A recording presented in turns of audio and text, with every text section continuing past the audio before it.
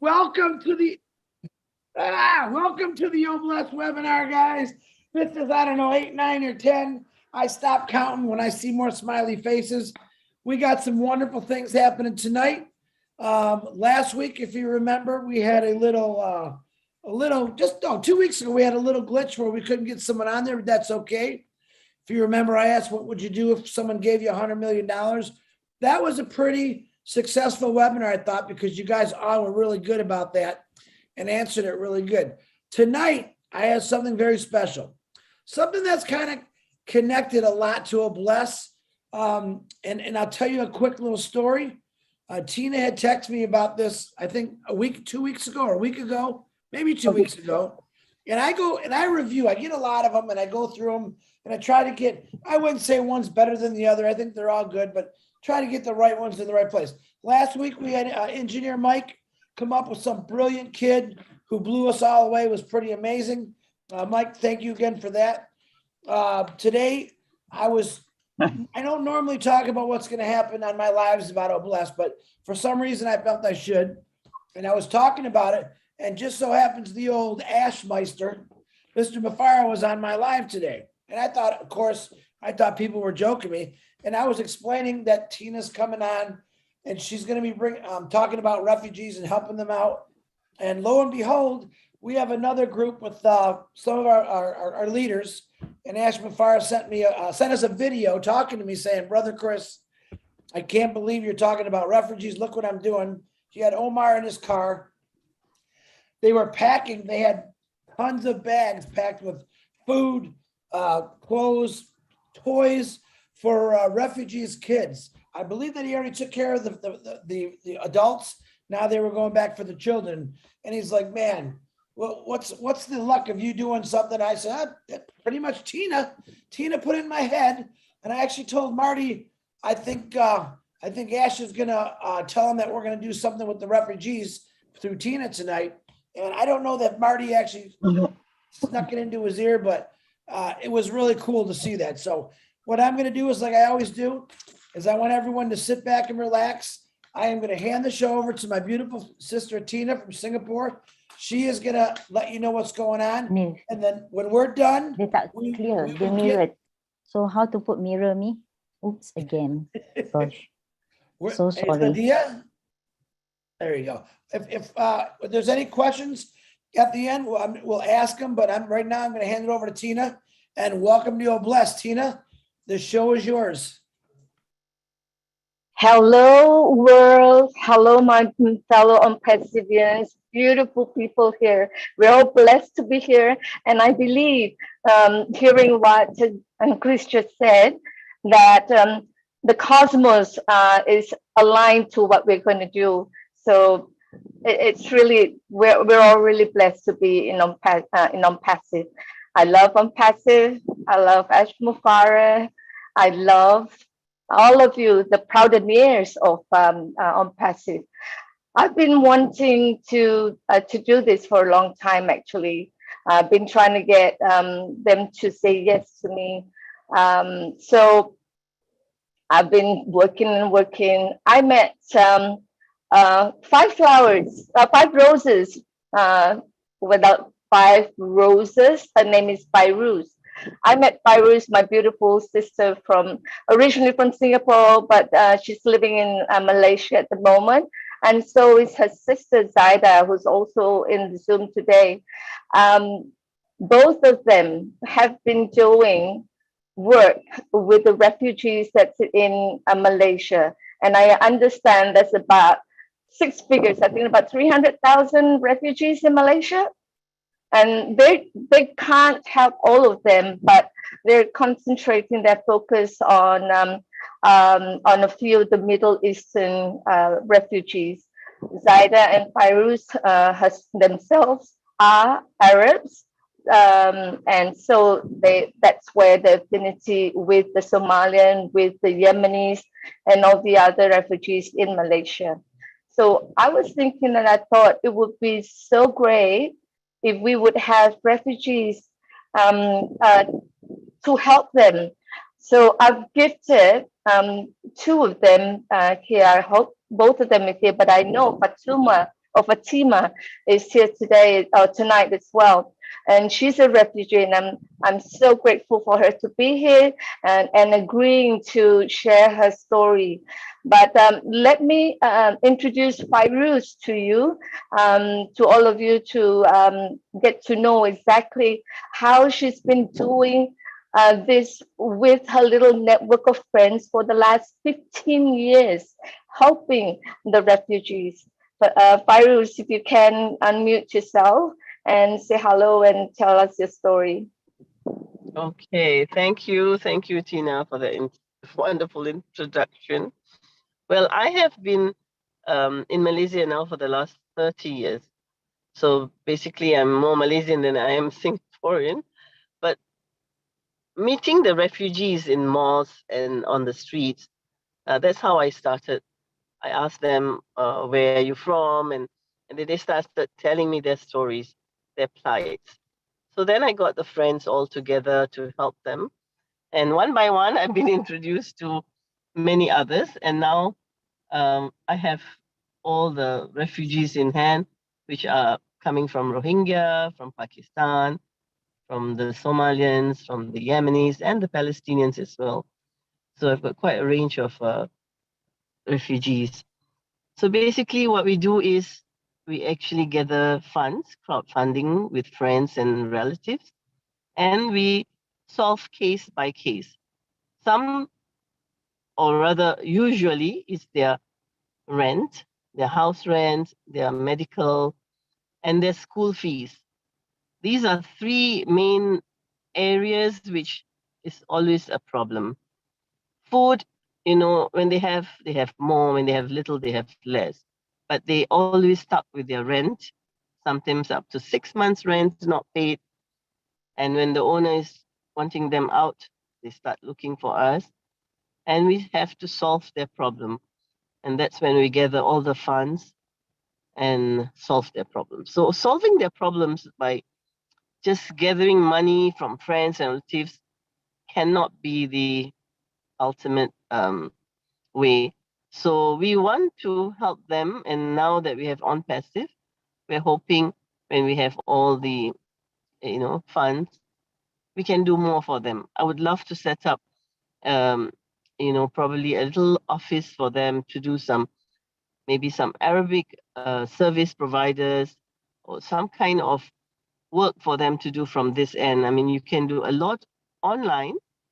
Nevertheless, language is a problem. They can only do it in Arabic for some. And the Pakistani refugees can do online work if they're good at it. So we're trying to gather more things to do for them. Whenever we think of a school, their children are not in school, we're thinking of a little school for them as well.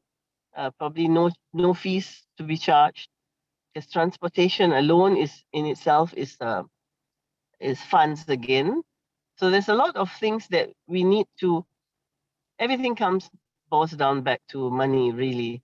So we have Zaida especially started.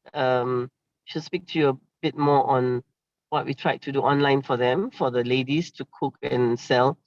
So I will not go there. Let Zaida explain why it didn't work. And anyhow, so with the refugees, they are allowed to come to Malaysia. Malaysia opened their doors, but they're not given any form of help. They cannot work. They cannot do anything. They can't even open a bank account. So how do you do business with no bank account? So they're really a very big problem here. I don't know how it's going to get solved, but money solves everything for them. So I hope ONPASSIVE will help in that way.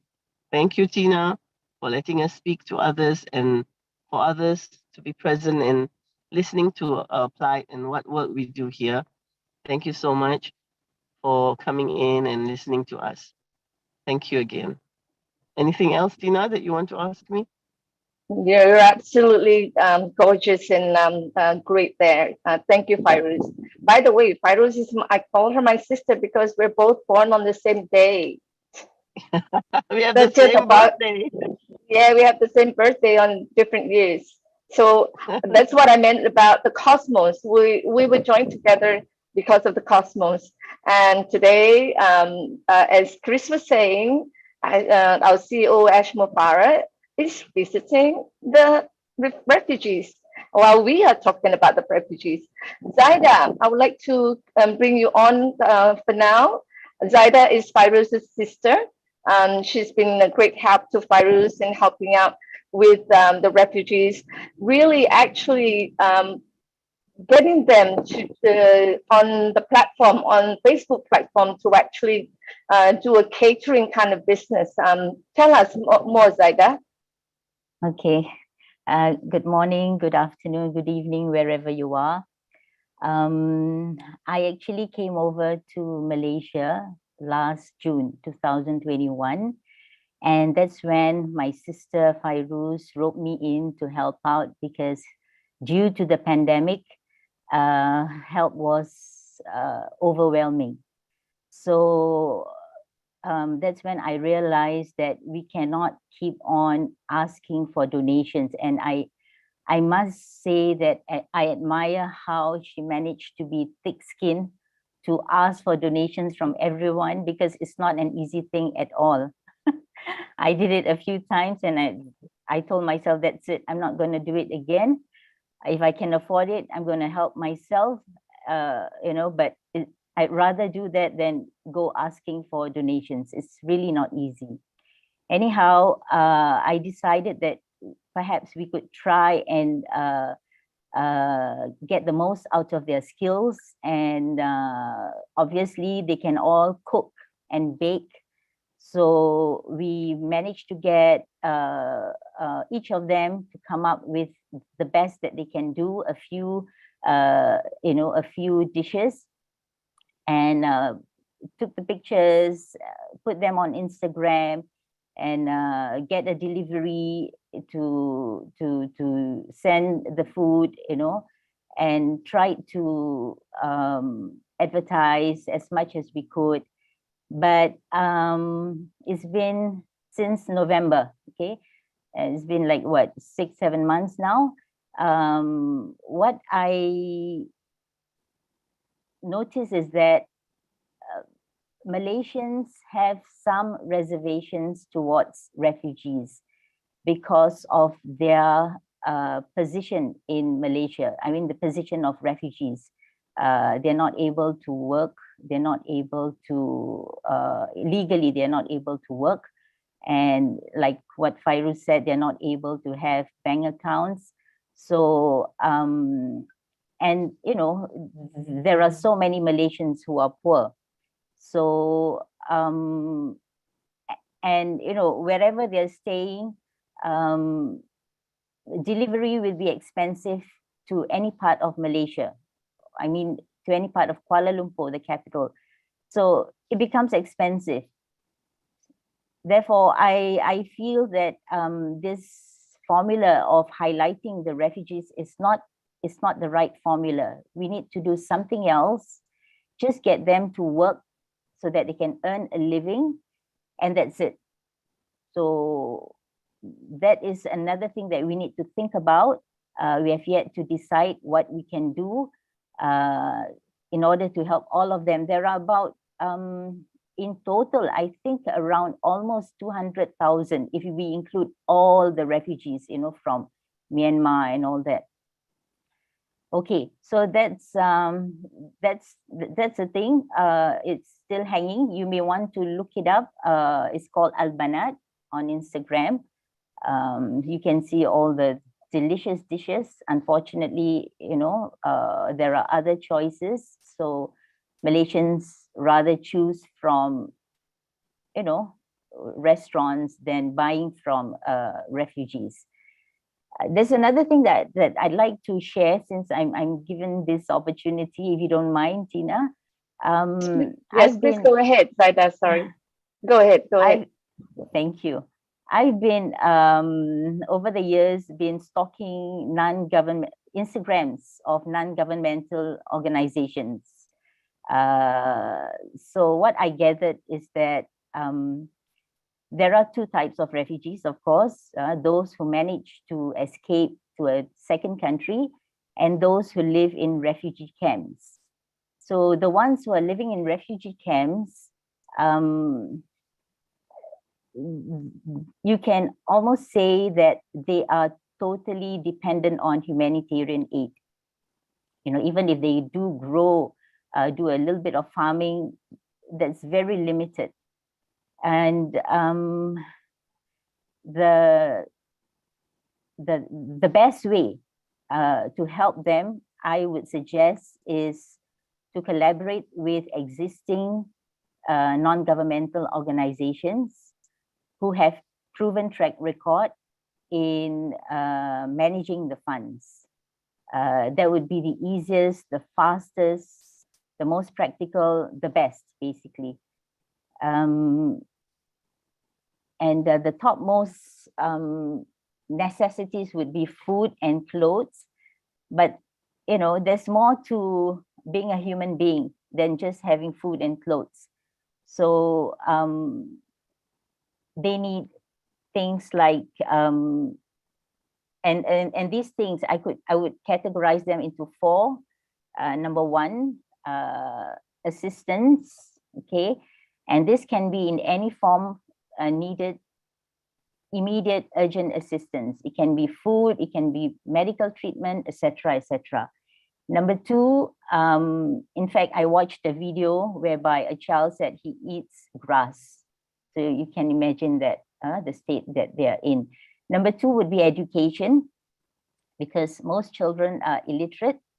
And, you know, if only we can build simple schools, just a simple structure with classrooms. All they need is basic knowledge, how to read, how to write, how to count, and hopefully over the years they can develop themselves. Number three, protection. Okay, now what I mean by protection is the tents that they are living in itself.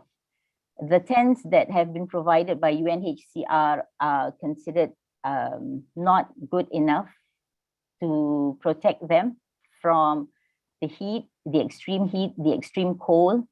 And I think we are aware that many of them die during winter every year, and the desert storms. In fact, the toilets are also in the form of a tent. So that means the door to the toilet is just a piece of cloth.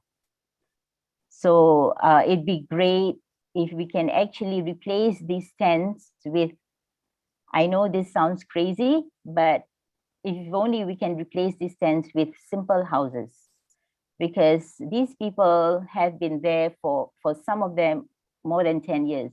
Because, for example, the Syrian war has been ongoing for the past 11 years, Yemeni war, 8 years. You know, whatever that's happening in Palestine has been like some 70 years, and many other countries. And there is no hope as to when they can go back to their countries so far. So, you know, it's as good as they might be permanent there, for all you know. And number four would be health, of course. They need basic hygiene kits, you know, toothbrush, toothpaste, comb, soap, sanitary pads, the least. And, you know, you see children walking around barefooted and, you know, bruises and with skin problems. So, and this is just physical health. What about their mental health, their psychological health? There's so much to look into. So I think that's about it. Hopefully we can do something great for these refugees all over the world. There are like the top countries who are refugees: Syria, Venezuela, Palestine, Afghanistan, South Sudan, Myanmar, Democratic Republic of the Congo, Sudan, Somalia, and Central African Republic. Some info that I got through Google. So, okay, that's it. Thank you, Tina. Thank you. Thank you so Zaida. much for sharing, Zaida. I know I've seen videos. I think we all have seen videos of the plight of the refugees, especially so while they're escaping the war-torn countries, and also the living conditions that it is so deplorable, especially out there in the desert. While, like you said, while waiting for UNHR to UNCHR to actually transport them or to repatriate them to another better place to live in. So we hear so far about how Fires have been helping on her own for the last 15 years to help the people and the refugees in Malaysia. We hear how Zaida is telling us about what they really need, and it's right down to the basics. So, Chris, my question to you with regards to living conditions, I know Ash Mufarah has got a lot of things up his sleeve, and we've been discussing as well. We've got someone here on Bless previously talking about 3D homes. Do you want to say a little bit about that?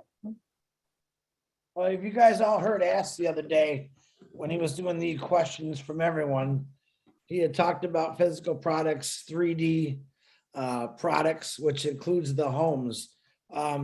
First of all, I want to say thank you to these two beautiful ladies who just spoke about on this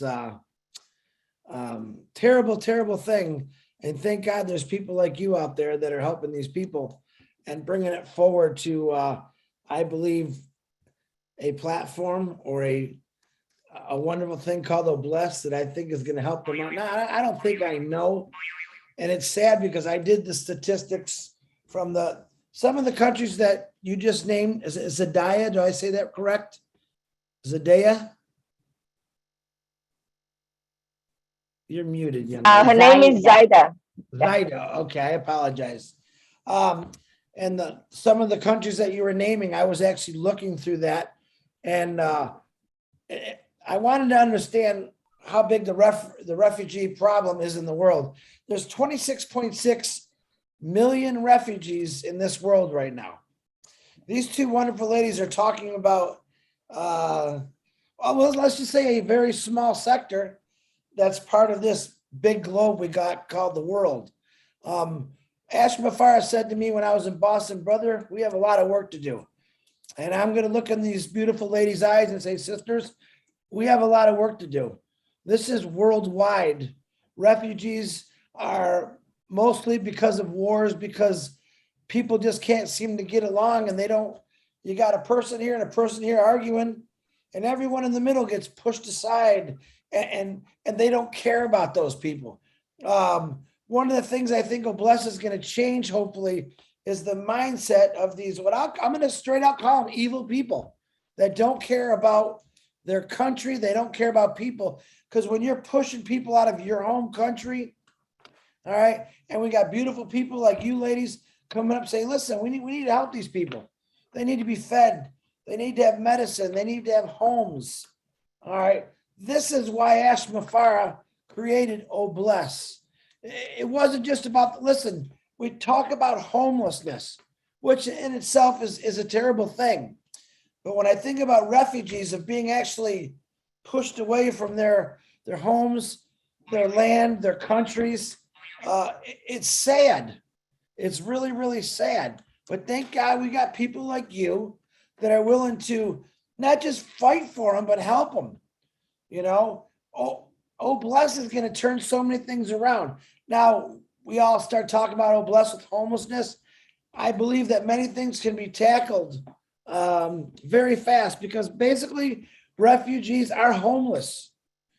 And Ash Mufarah has got many plans up his sleeve. I'm pretty sure hopefully in the next couple of weeks, we're going to hear Ash Mufarah talk about Obless and what he's come up with, the way he's going to do it.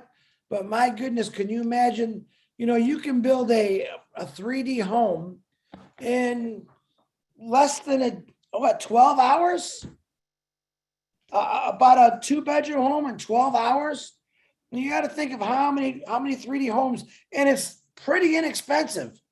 All right. But how do you put a price on a home that's going to take care of a family that was kicked out of their home in their country? Think about that.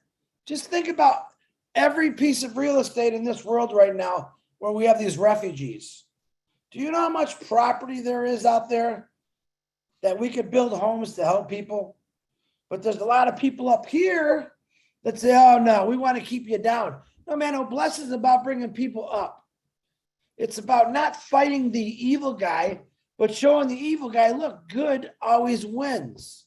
You may have pushed me aside for now, and that's okay.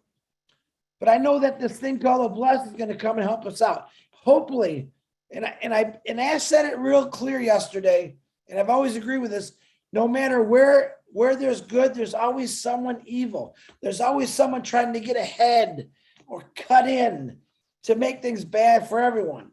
All right. We all know who those people are. We recognize them.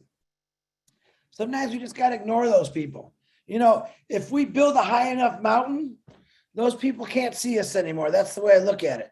So anyone that I come across negative, I build a real high mountain around me. I don't see those negative people. And that mountain is surrounded by just perfect people that are positive, that want to do good for everybody. This is 2022. There's no more reason for the hate. There's no more reason for these stupid wars. There's no more reason to hate because of color or gender. That's the things that we got to tackle. If we could tackle all those things, we're not going to have refugees. We're going to have happy families. So at this point, if anyone's got any questions to ask these two wonderful ladies or Tina, please raise your hand and let's give them some tough questions, because I think these are two tough ladies. If they're dealing with what they're dealing, they got to be tough. So you guys want to raise your hands? Go ahead. Hang on a minute. Hang on. Hold your horses there, Chris. There is someone really special that I would also like to bring on board for her. It's Fatima or Fatuma, because of the different spelling in terms of pronunciation on the name. She herself is a blessed soul.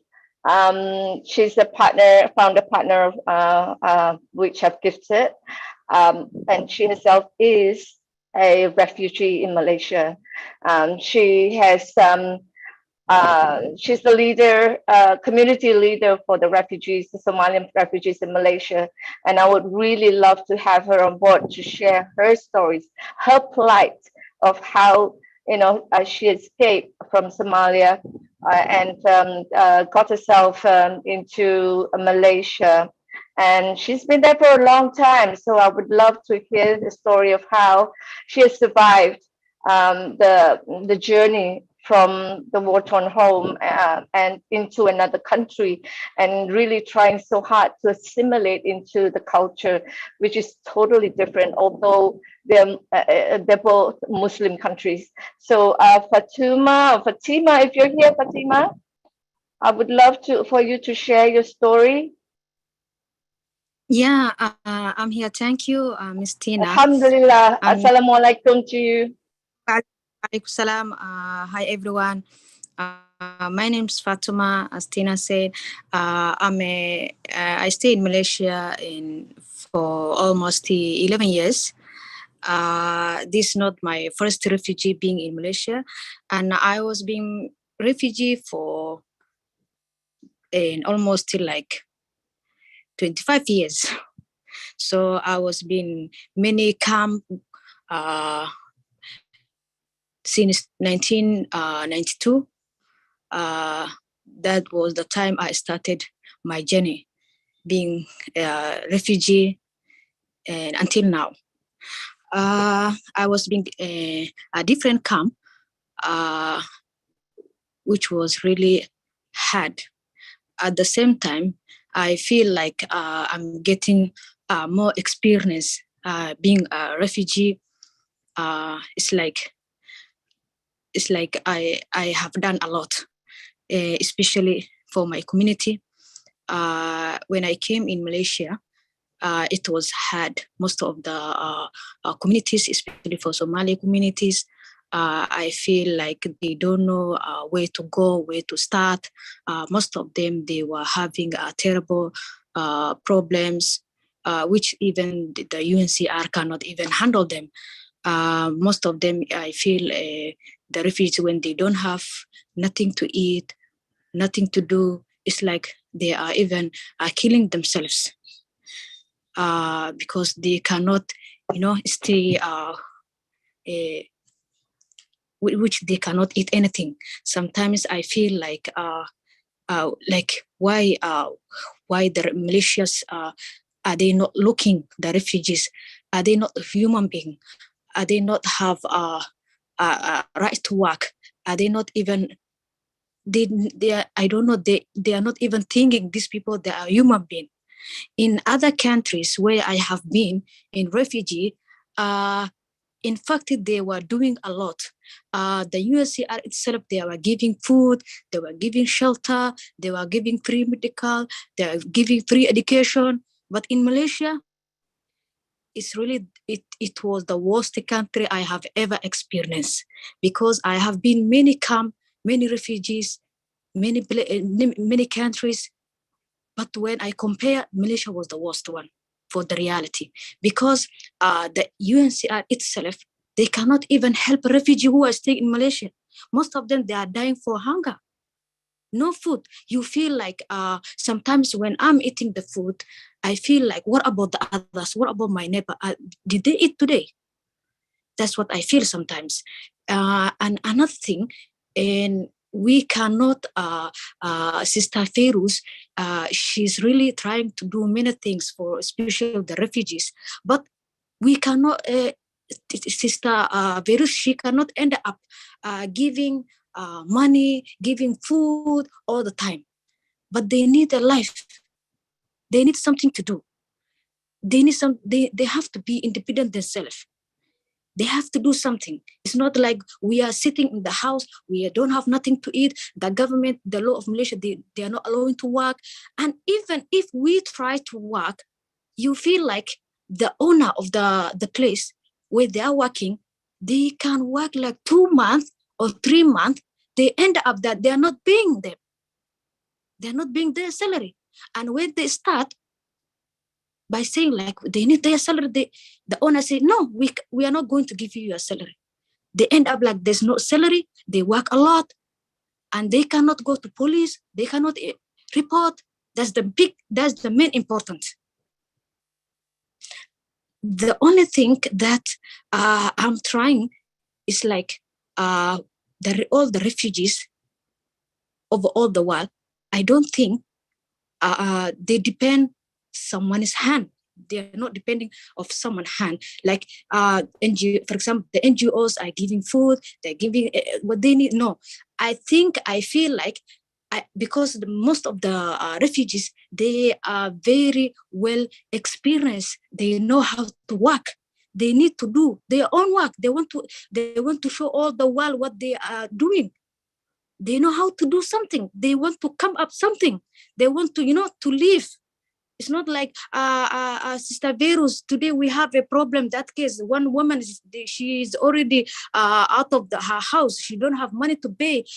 Something like that, like hospitality, something like this coming time to time. I don't feel like we can end up giving, money, food. No, I think we need refugees to come out, to have a life, to have a freedom that they can work. Let them earn, let them get something for their children. Most of them in Somali community, they are single mothers, which they don't know even how to speak, how to stand. Some of them, they have 8 children, 7 children. Some of them even they have a children which is even abnormal. Some of them, they have a children which they end up the hospital and they don't have any money to pay. They even die in the hospitals. I think we need to come up something which we can help refugees, not even in Malaysia, all over the world, because refugees everywhere, they are same. So we have to treat the same way. We have to come out something which they can help their life. For me, Alhamdulillah, it's like I'm working.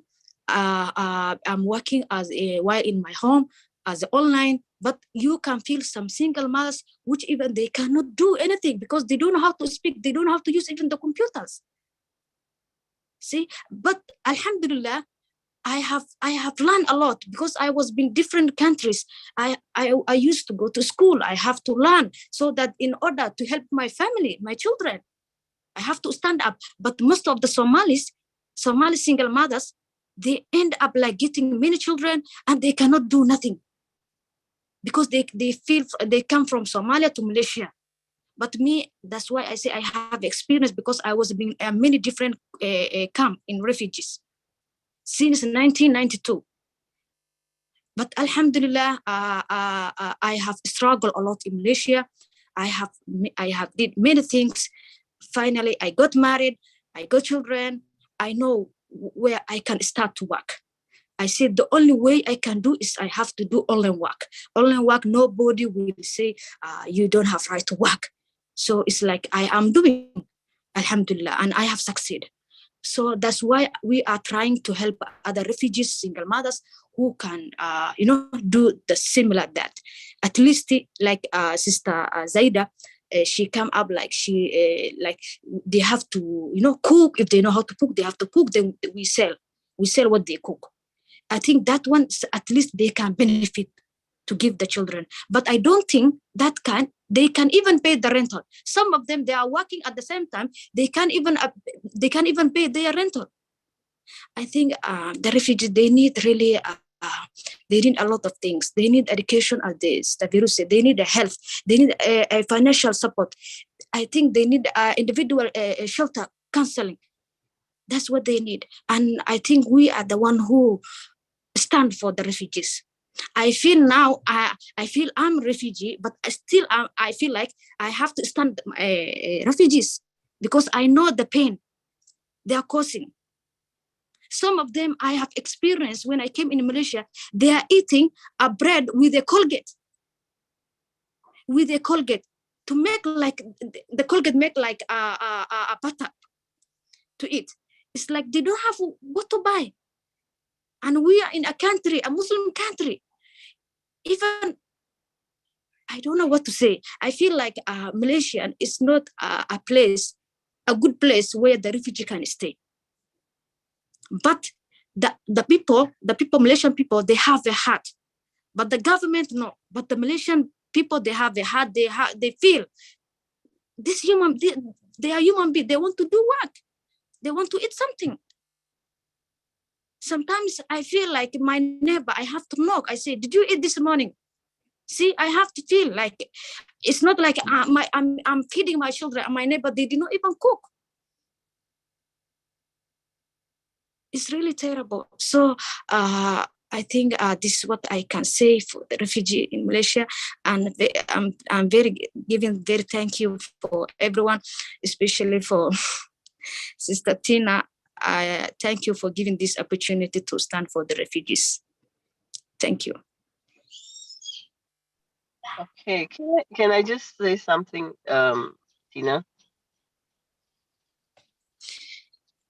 Go ahead, Fairuz. The floor is yours. Tonight in the US, we want to hear your story, yours, Zaida's, Fatuma, and Lynn. If you see a Faisal, Feysal, I think he's trying to come in. I thought I'd share the perspective from a young man as well. So I hope that he's connecting well, and we can hear his side of the story. Yes, Colgate, that from the chat, Colgate that Fatuma was saying is toothpaste. It's a brand of toothpaste. So imagine you as a mother spreading toothpaste over bread and giving it to your child to eat. That's the way it is. But yeah, Fairuz, please let us know what you have in mind to share. I do have a little bit something later, but I would love to hear from you first. You being there with them. Yeah, it's also heartbreaking. I know you all feeling that as well. But this plight has been going on for so many years. So why are refugees still around? Why are these problems never solved? I think they want it that way. Otherwise, probably things would have, be solved. Who are the people who want them to be like this? This is the core of the problem. Who wants them to be remaining as it is, as they are now? So we as common people have to come up and save. Everyone look at your neighbor. If everybody just save your neighbor, then all things done. Start looking around and see who are the people that needs. We never know who. Maybe your neighbor, even if they're not a refugee, they're having a plight. Now, having said that, refugees in Malaysia, I've been trying to get every Malaysian to recognize a refugee. I've been trying to get this awareness. We're called Refugee Partner Malaysia, RPM.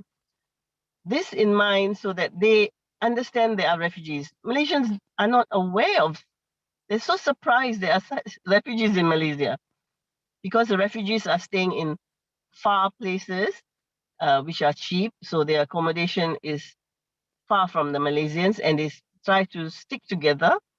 So the rents, they're all in apartments here in the cheaper end of Kuala Lumpur. So they're like 600, 700 a month or 1,000 at the most of rental. And they all stick together. So the Malaysians don't know they even exist. So I tried to start this awareness of refugee partnering Malaysia. So if every Malaysian has one, buddy system sort of to say, then there is no problem. But somehow or other, this didn't work either. Either I'm not good at marketing or I'm not with the government, or I don't know why. No awareness. I think the government do not want, because they also have poor people themselves to handle. They don't want to highlight the plight of the refugees in Malaysia. So we have to do it, under a pretext that we are helping both Malaysians and refugees. I concentrate on refugees because I feel the Malaysians have got other NGOs to help. So I help in any way I can, whatever way I can. So this is the thing. No, but it's not that the Malaysians, they have a heart. It's just that the whole system is not there. They are not aware of refugees. They're not aware that they have to help them. And they have so many poor people as well. So I'm a Singaporean, but I just want to be fair to the Malaysians. They don't know that the refugees are here and that they need help. They think refugees are helped by UNCHR or they've got help from the United Nations. So it's not enough, whatever help, but they don't get help at all in Malaysia. I don't know what the UNCHR function is here in Malaysia. They're just keeping mum and everybody else is helping the refugees here.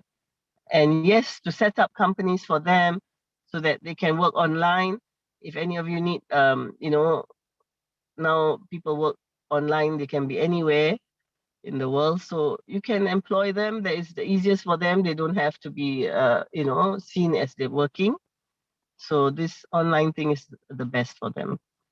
Okay, so having said all that, what is the status we are trying to do for them? Hopefully with ONPASSIVE, something can be done. Okay, thank you all for listening, and hope with this and with all our prayers, we'll get somewhere and get to help them become more human, having a life. They cannot be staying in that small apartments with 8 children, but they have no choice. They need to go to a nicer place and live like us all. So they cannot have activities because going out of the house means money. So it's not fair. And why this word refugee still around? Why is this word refugee still around? Who is giving them refuge? Bullshit. I hate to say that word, but it's all, if you talk about scam, this is the biggest scam. Anyhow, that's Fairuz for you. Thank you all for listening. Thank you, Fairuz. Thank you so much. I think Faisal is having issues accepting to come up in the panelist, but I do hope that he comes on as well later. But I think from what we hear from all of them, the three ladies today, this morning or this evening, is about dignity. Dignity of being a person, dignity of being belonging to a country, dignity of having the freedom. I talked about freedom of choice with Ash the other day. And I think that is the biggest thing that's lacking, that freedom of choice on where I can live, where I can choose to be me, where I can contribute to the community. Fatuma is doing a phenomenal job. She herself, because she herself know how these the others their plight, and so she's out there stepping up as a leader to bring whatever she has from Virus have gathered for her and distributing them to the community. But I think the biggest word here is dignity of being a human. Exactly. Chris, yeah. I'm not sure if Faisal has come in. Lynn, do you know if she's in? No. No, I don't think Faisal can, because it keeps declining, but she may not be seeing the invitation, I think. All right. Zaida, you know a little bit about Faisal, his background. If you can, or Fatuma, you know, he's in the Somalian refugee community as well, right? If you want to talk, share a little bit about Faisal's background, if you don't mind sharing it with us. I think Fatuma doesn't know Faisal because the community Okay. is big. She's looking after the community on her end, and they're staying in Okay. a different end. Yeah, they have few camps as well with the Somalian community. I think Zaida will know Faisal because she Okay. taught him in school. Okay, I don't know much, but yes, he was my student, and he's also my son's friend because they were classmates. What I know is he is the one who is supporting the family now. He's only around 26, 27, I think, about my son's age. And he's a very intelligent boy, as far as I remember, at school. But he is not able to continue to further studies, to the university, simply because of his financial status. So all his friends, all his classmates have graduated, have found a job, but here he is, a very bright boy, but having to do whatever he can to make ends meet. So yes, so I understand that. really Yeah. Yes, I know him saying that he's trying to find a job to gather money for his education in university in Malaysia. And I know that he's the breadwinner of the family because they lost their father back in Somalia, and having about six siblings that he has to look after together with his mom. Yeah, I'm not around too there. sure the Yeah, number. One of his sisters died.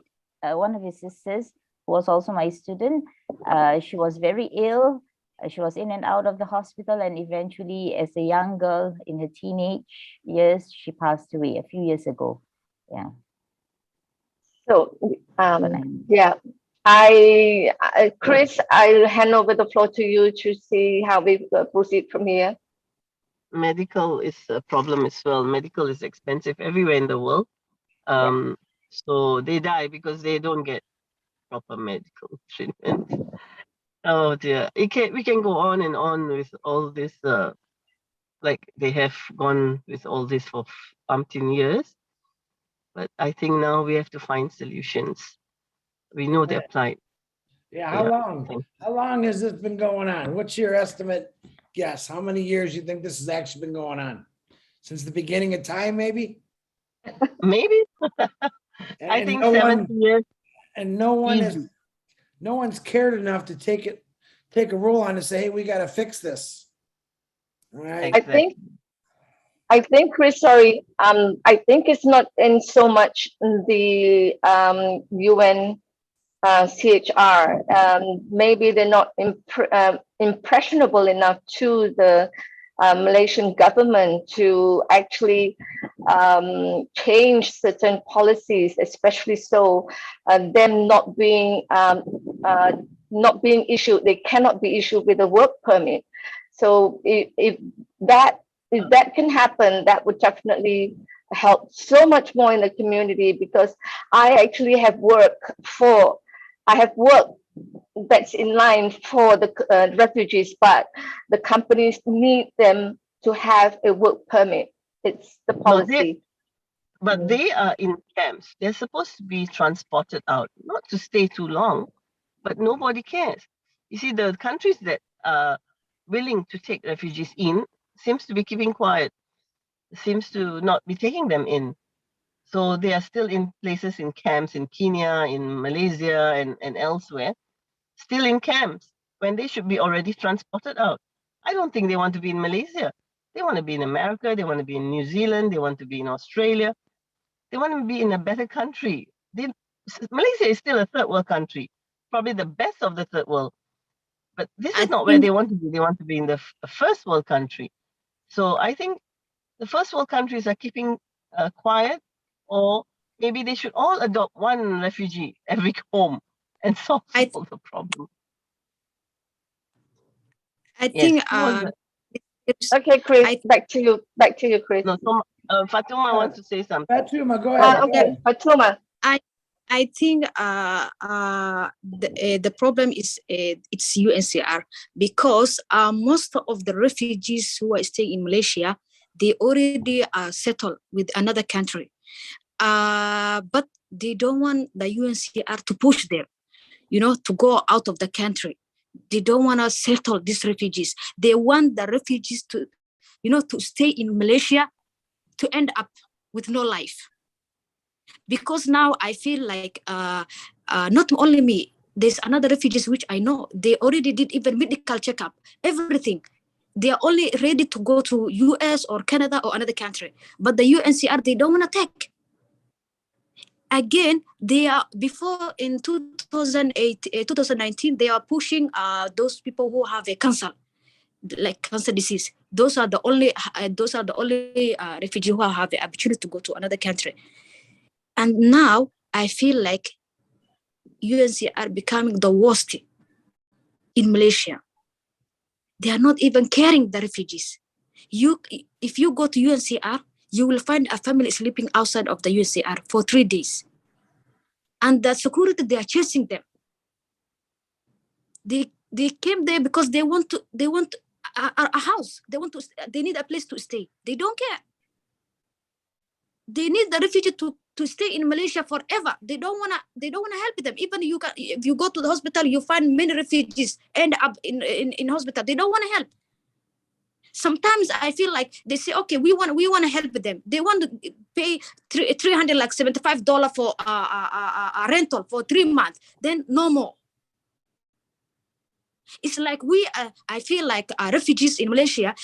It's like we are a prison in Malaysia. We are in a prison. We are in prison with which is open in the roof. We are in prison with open in a roof. We are just stick there. Nowhere to go, no work to do, nothing to help the refugees. And I feel I'm still talking to the UNCR. I have their emails, I have their groups. We are even together in one group. No one is listening. I feel like when I raise my voice, they are taking me back. They don't wanna raise voice. They don't wanna give our freedom. I feel Malaysia refugees in Malaysia, they are really having a terrible situation. Tuma, tell me your solution to fix it. I would love to hear your solution. How do you think you could fix this? Just off the top of your head. I want to hear your mind. I think the only solution in refugee in Malaysia is to get a lawyer in every refugees to get a better life, another country, better than Malaysia. Because most of them, they already did a resettlement. They are ready to go another country, but they don't have right to go because the UNHCR are pushing back. In 2016, that's the day I did a medical checkup, and I was ready to go to United States because that's the way my family are there. I'm the only person who is staying in Malaysia. All my family in US, in Canada. But when I was working in UNHCR back in Kenya, it was like when your family settled in another country and you are in refugee, they have to, the UNHCR is supposed to take you to another country, same country with your family. But in Malaysia, they are giving you back. Imagine now my family are supporting me. What about the other refugees who they don't have a family in abroad and they're not supporting anyone? Yes. Fatuma has got family in America, so that's why she's fine. And, you know, they send her money so she can help others as well. So in a way, what she's trying to say is she should already be shipped out in 2016 to her family in America. But things are not moving here. Things are not done properly here. So there's a lot of plight for them, and they're already here. So what else can we do but just to help them? They're already here. They need to live, they need to survive. So we as individuals try and do our best. And hopefully with ONPASSIVE, family and friends who understands, they can also give a hand. Again, I'm asking. As Zaida said, Thank you. it's Thank you, always Fairuz. asking. All right, thank you all. I understand. Thank you, Fairuz. I understand Faisal is here. Faisal, the young man we were just talking about. Faisal, if you can't switch on your video, just share your story and your dream. You are a young man. What is your dream of a life for yourself and for your future? Please Good unmute morning, yourself. everyone. Yes, I've unmuted myself. Can you hear me? See me? Assalamualaikum. We hear you great. Thank you, Faisal. Please. Can you see me, everyone? Okay, so my name is Faisal Ahmed. I'm a refugee here, and today I would like to participate in this group and share my story. Going off of what Fatuma just said, I think the UNHCR here is having a lot of bureaucracy issues because even for me, our case, what's going on is we've already passed through we are on a medical status. So the level we are right now is that we're just waiting for medical and then travel. So but the problem is that they keep saying that the DHS in America is holding our papers. So they don't have any power to further our case without the DHS and go of our case from there. So I don't think it's a UNHCR issue here because it's like as soon as the papers get to the DHS in America, they don't have any how do you say it? They don't have any authority to decide the case unless the papers come back to them. So that is what's happening right now. I think a lot of families are going through that because they've already been accepted in USA and they're just waiting for the travel, but then there's like no answer. Every time they call the UNHCR, they always, ask for the status of their case, but then there's usually no answer, there's no clarification of what's going on. They always just blame it that the case is on DHS's hands and that they just have to wait. So yeah, I think that is what's happening. It's more of like somebody mentioned, it's more of a bureaucracy issue, and that the cases are not been moving as fast as usually they would. And maybe because of administration changes from Trump to Biden, that might also cause some issues. I don't know how fast cases move. So I don't know. They've always been blaming that side of of the process. So I think maybe I think the UNHCR is kind of doing what they can. So I don't usually blame them. I just take it how it is. I think.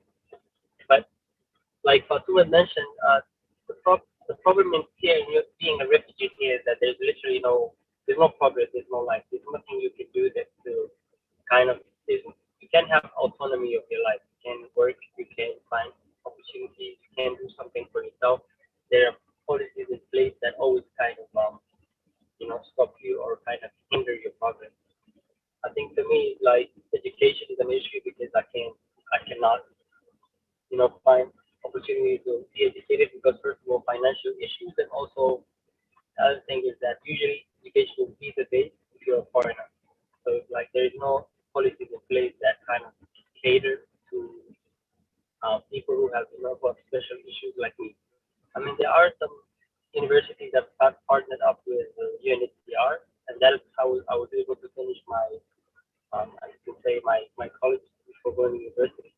But other than that, there isn't really much wiggle room to find how to fix this issue. So yeah, I think most of what has been mentioned by Fatuma is usually being solved by all the other witnesses there. All right, Back Chris, to I you. think we've got a few hands. Thank you so much, Faisal. I just want to Alhamdulillah. answer, I want to answer to Chris' question of the solution. Actually, Chris, if everybody adopts one family, if they can afford it, and that's the easiest way and fastest way for them to get out of Malaysia. This is the solution that I can think of. It's easier for, to adopt them, a family in America or in Australia, adopt this family if they can afford it, because it's a lot of mouths to feed. So that is one solution I feel that is the fastest. Adoption. Adoption, no one can say no. You know what I mean? Okay, so that's my answer to your question, Chris. And that's Adoption. what I was looking for, because I hear what's wrong. I hear what you guys are going through and what you're dealing with. And now it's time to put these solutions together. That's what I'm looking for. There's probably quite a few people in this world that would gladly adopt a family, children, older people, just to help them out. The problem is, Yes. it's not put on national news like it should be. We see the hate and the crimes, but they don't get on there and say, listen, here's an organization, what I'd like to see called OBLESS.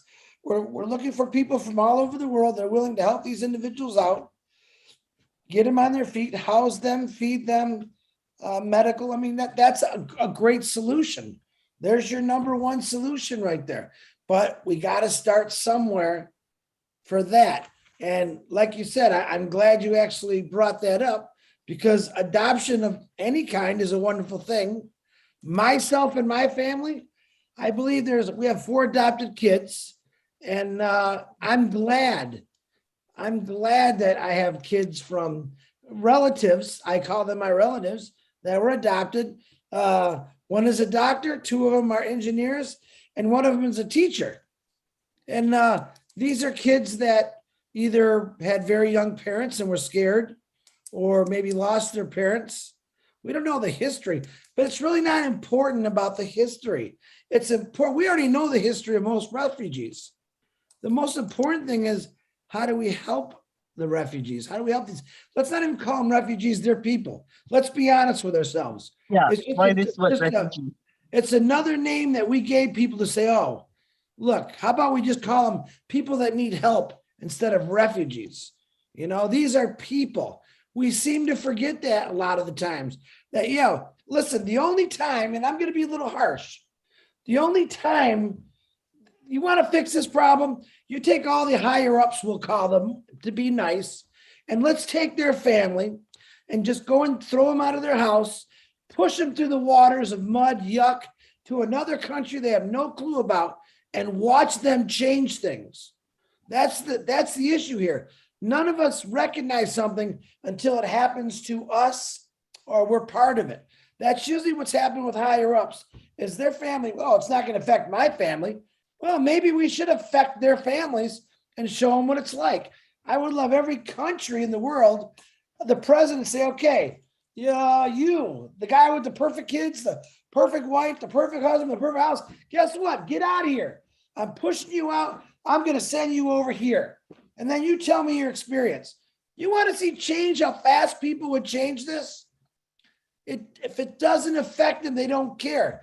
We have to find a way to make it affect them, not push them out of their homes, but show them the reality of what it really is like. You think about your children right now. What would you do if your children were just pushed out? If you got injured or even killed, and your children were just not thought about, pushed out to some country, thrown into some little house, little home, even under a bridge, how would that make you feel? That's the attitude we got to get people to think about. If it was your family, what would you do? Problem is, it's not their families. It's our families. It's your families. So we got to get do that as a we could do that as a tourist tourist destination. Take them out and bring them under the bridge. Absolutely. Let them They have to see what pay it for feels that. like. Here, you want a national television program? Let's kick the rich people out of their homes, or the ones that really don't care, and show them what it's like for one day. And I guarantee you're going to see a lot of changes happening. Guaranteed. We can do that. Why not? Yeah. Tell them and experience a day like a refugee. Exactly. Maybe they'll take the challenge. You know what? I bet a lot of people would want to see that, and I think it would work. But we got to get to that there first. So, all right, we have wonderful hands up here. Number one, I want to thank the young gentleman that just came in for speaking also. And all the ladies, I think it's wonderful that you had the courage to come out here and speak up, because that's what Obless is. Obless is going to give you the courage to get things fixed. And I can't wait to see that. So, Engineer Mike, you have your hand up. Please ask your question. Okay, good evening, everybody, our leaders all over the world. It is very touching to hear these kind of stories. It happens all over the world. Imagine people sitting in camps, refugee camps. They eat bread and toothpaste. They see worse than that. In my country, Cameroon, we have 10 regions, or we call them 10 provinces before, the same like Canada. In the English-speaking region, there is war. That war started like 7 years ago. Now we have people living in the bushes. We have people who have fled to Nigeria. But before even the people start fleeing, we have Central African Republic that had a big war, and people ran from Central African Republic and came to Cameroon. In the northern part of Cameroon, we also have the Boko Haram people in Nigeria. The Boko Haram insurgent, they drove people, and the people are in the northern part of Cameroon. But now, in the southwest and northwest region of Cameroon, we have fighting, serious fighting. They kill 6 months old kids, 3 months old kids. They burn houses with old people to death. The United Nations is not talking nothing about it. It's heartbreaking to sit down and we say we are human beings.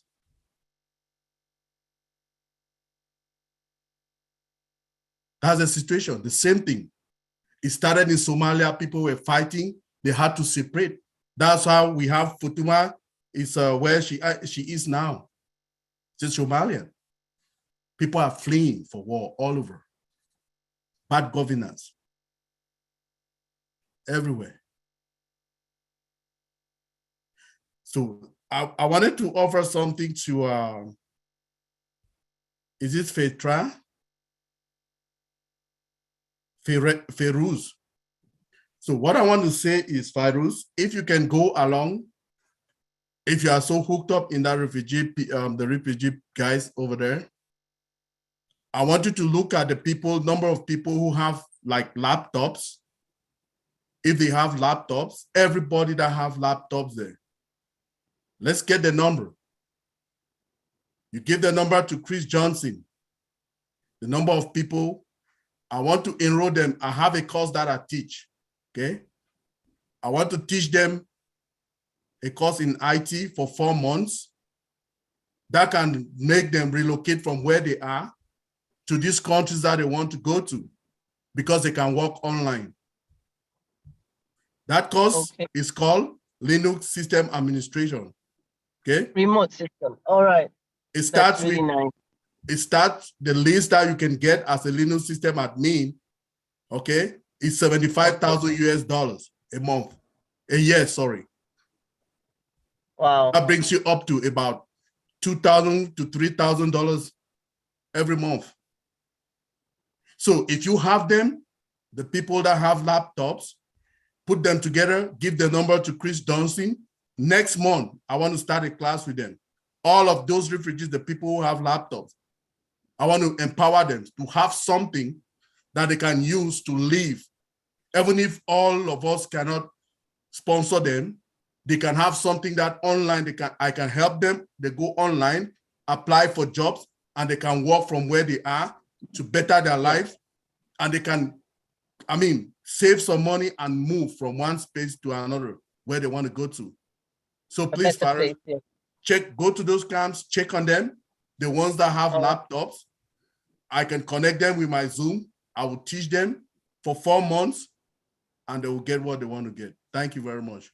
Wonderful, wonderful. Thank you so very much. Amazing. Thank you so much. God bless you. Thank you, Michael. Appreciate that, brother. All right, that's Michael. Michael's been it's been a given day. Michael's been helping out quite a lot of people, so I do appreciate that, Michael. Violet Ryan from Canada, can you please unmute yourself? Good evening, or maybe it's morning. I don't know. It's dark here. I really don't know what to say other than, like, why do these refugees not have a choice as to what country they go to? Do the people just ship them out to wherever? And I'm sorry. Maybe I should just get off because I'm gonna say something stupid or ask really something dumbo. And Hey, Violet, yes, the first two answers to your question is yes and yes. People are pushed out and shoved to different areas. Maybe once in a while, some of them have a choice, but I don't think that's too much. But go ahead, say, I know it's hurtful. Why are they being shoved out? Okay, I understand war, and right now the Ukrainians are coming to Canada. I've met a few of them now, and so I don't get it. Like, are people really that stupid? Sorry, but they're evil. You just have evil. The devil gets in a lot of people, whether you believe it or not. He knows how to get into people. Yes. All right. That's the truth. But Violet, this has been going on for thousands of years with human beings. And to me, it's gone too far one day past 10,000 years ago. If people like these individuals who are speaking with us today, back then had a courage like they do, we might not have these issues. But the fact is we do have these issues. And I'll say this, and I'm not against government, but man, government just doesn't care or doesn't know how to fix anything, but people do. And you're looking at a lot of the people on this webinar right now that want to help and create different ways, different ideas, so we don't have to keep going through this. The world would be so much better if we just gave a little bit of care and help people out, like adoption. You know, it's a good thing, but technically, if people just would love each other instead of hate each other all the time, we wouldn't have to have Yeah. any of this, but Yeah, you got a point there. I'm thinking of my parents during the Second World War. Like my grandfather kind of put two and two together, and there was a train that stopped at the end of the track in Ukraine, and they just put my mom on a boxcar and hoped that it left the country. It ended up in Germany, and she became a nanny to a baroness. And my dad, I don't know how he got to wherever, but he was in a concentration camp and apparently in line for the gas chamber. When the SS standing beside him looked like he was spaced out, he just said, "Excuse me," walked around him and went back to the barracks. And with my mother, there was a group of people that got together that were small group Bible study prayer group. And she says we were praying, and you could hear the bomb come down. Apparently they whistle. And she says it was heading right for us. And then next thing she knows, it blew up way far away. And after the prayer, a lady said, "We have an angel sitting on our roof, and he caught the bomb and threw it away." And that's only the reason why I'm here, or else they wouldn't have got together. And, they got on boats, and my mom said she barfed before it even left the dock and barfed all the way across, never ate anything. And I don't know, well, I don't know. Violet, here's my advice to you. Pray for that person, that wonderful angel that caught that bomb and threw it somewhere else. Pray for that angel to come back and start looking over people that are left to rot. Actually, I think I really believe he has come to Earth, and his name is Ash Mufara. And Well, let me tell you something about that. Ash, we could say is heaven sent. But one thing he does not like is when people compare him to God, or he's not a God, he's a man. He's a great man with an extremely smart mind. Yeah, he's got a big heart.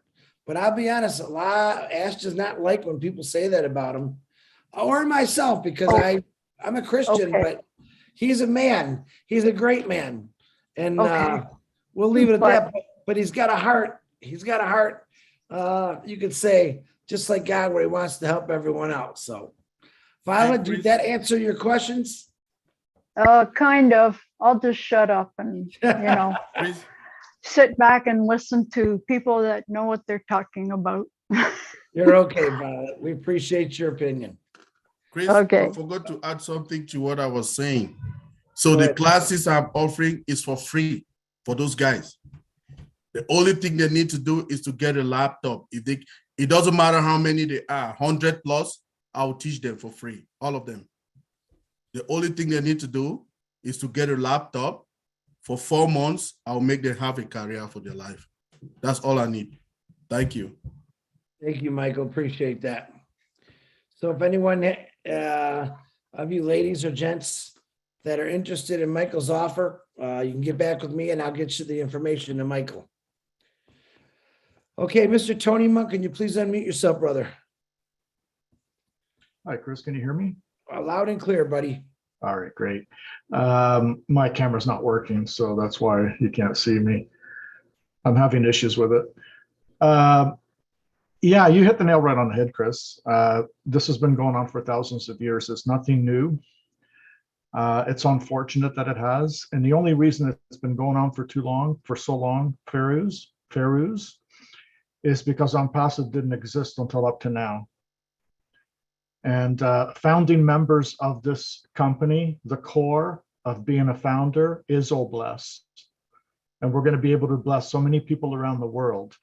The problem has been, and it's been going on for a long time, is that people have created a mentality, an egotistic mentality The thoughts are profits before people. Profits before people have been going on for so long. Corporations, that's all they think about. Governments, that's all they think about. We need to instill into our youngsters, our children, into the educational aspect of things, to teach our children that people are a heck of a lot more valuable than profits. And I believe if we do that and we instill that into children, the next generation will change things. I lost hope a long time ago for adults to actually change things until I joined ONPASSIVE and realized that there's a lot of adults that really actually do care. And they're right here on this panel and in this company. I believe that the majority of people on the planet are good people. They really are. It's the small authority, the small authority figures, the governments that control everything. They're a minute, and they control us. They control everyone. But I believe that the majority of people are good people, and they just want the best for everyone. I really do believe that. And I believe that the evil that we're talking about is a very small minute, like I was saying. And all we need to do is just, like the old saying goes, how do you eat a whole elephant? You know, one bite at a time, right? So we can become the solution to the problem, but we're going to become the solution to the problem one bite at a time. We can't do it all in one day. It's going to take time. But we have the resources here. We have the professionals. Ash has the professionals to deal with everything, even the red tape. We have the lawyers. We're in over 200 countries. We're going to make a big, huge difference. The people in ONPASSIVE, we have 1.4 million people, and we're going to have a heck of a lot more coming in as we move forwards. All of these people will be able to adopt a family in need. That you were talking about, and I think that's going to make a huge difference. And then later on, corporations, the greedy corporations that I'm talking about, that think profits before people, they're going to look at ONPASSIVE and they're going to say, "What is ONPASSIVE doing that we're not doing?" They have huge philanthropists that are helping humanity. Maybe we should jump on board. And they're going to jump on board egotistically, but it doesn't matter, because they're going to help in a philanthropist way, and they're going to make a big difference. And then we're going to have a snowball effect, and we're going to have all these corporations that are going to help humanity. I believe that it's going to start with ONPASSIVE. I really do believe ONPASSIVE came at the right time, and we are here to change the world, to make it a better place for everyone. I mean, think about it for a minute. Our CEO had in mind, he wanted to help out the 98% of people who've been struggling to make ends meet on the internet. This man has a huge heart and a huge vision. This is a person that created a list of over 800 million people. That's completely unheard of. The man has a huge heart. He knows exactly what he's doing. He's leading us to, I think he's leading humanity to the promised land, not just ONPASSIVE, but ONPASSIVE is going to be the vehicle that's going to take us there. Thank you so much, Chris. Back to you, my brother. Thank you, Tony Monk. Very wonderful words and wise words. I appreciate that. Mr. Bruce Gerstein, can you please unmute yourself, brother? Thank you, Mr. Chris Johnson. I want to thank you for bringing Tina here. And Tina, I want to thank you for bringing all these lovely women here. I also want to thank Fairuz, because you said something that was most important. You said you'll help them one at a time, because we can only help one person at a time. But every person that we help make a difference. I want to, there's a lot of things that have been talked about here. And we should really be looking at solutions, because we get angry when we start talking about things that are going wrong all the time. Find the things that are going right. Find the things that are positive rather than the negative that we get stuck in. I had a friend who he loved the way he lived, and because of his job, he had to move somewhere else.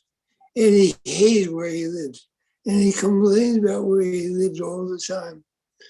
And another friend said to him, "Is that where you're going to live for a long time?" "Yes, and I hate it." He goes, well, why don't you make it the best paradise you can make it? And eventually he learned that he loves where he lives. And he learned how to live and love that place. I'm not saying that because people should just accept where they are, because, I think about the caste system in India and the untouchables, and I think about refugees, and they're considered lesser than less, the less of less, of the least desirable. Refugees, they leave to take refuge in a place that's safer for them. And it may not be safer and it may be harder, but they wanted to get away from where they were because they would die there. So now they're living harshly. So if we look at the little sign behind a lot of people here, it says lifting up humanity. Lifting up humanity takes more than just feeding somebody. It takes lifting up their spirit. Certainly food helps that, but acknowledgement of people and the importance of them and the validity of them goes a long way. Let's say we have all these people who are good.